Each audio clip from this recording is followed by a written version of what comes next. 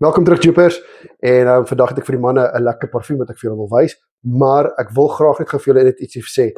Ek het reviews begin doen, omdat ek vir julle wil wys wat se alternatiewe goedkoper parfume daar is, daar buite, as wat jy moet na die nuwe Dubai parfume wat duurder is en nicer en meer trendier is nie.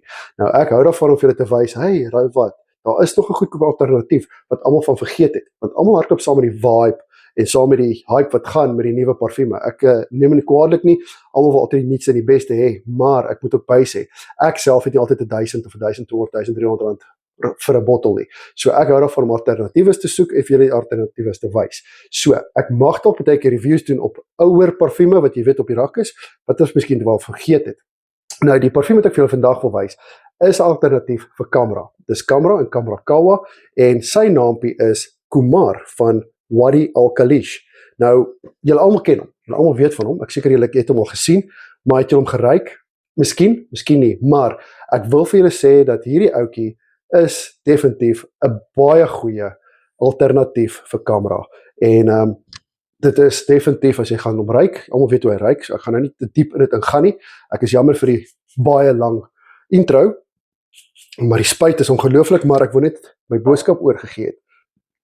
So, jou topnote, kaneel, neutmuskaat en bergamot. Kyk ouens, ek is mal oor die kaneet, ek love hierdie parfuum vir 'n man in die winter. Ek dra hierdie ouetjie al regtig al vir 'n paar weke, ongelooflik lekker, ek love hom, en natuurlik is ek 'n groot naptert fan, so kaneel werk lekker vir my. Anyway, jou middelnote is Dadel's, Praline, Tuberose en Monel.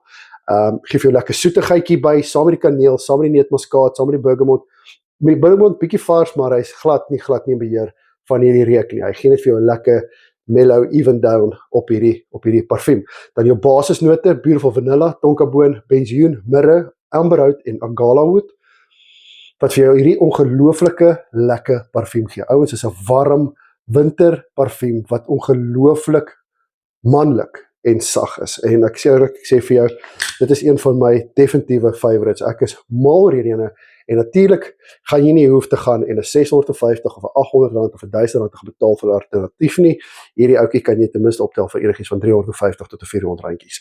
Ekskuus, ek praat altyd oor pryse nie, maar ek wil net vir julle gesê, daar is beter alternatiewe daar buite. Jy hoef nie altyd die duurste te koop nie. En dit is net op Joe District.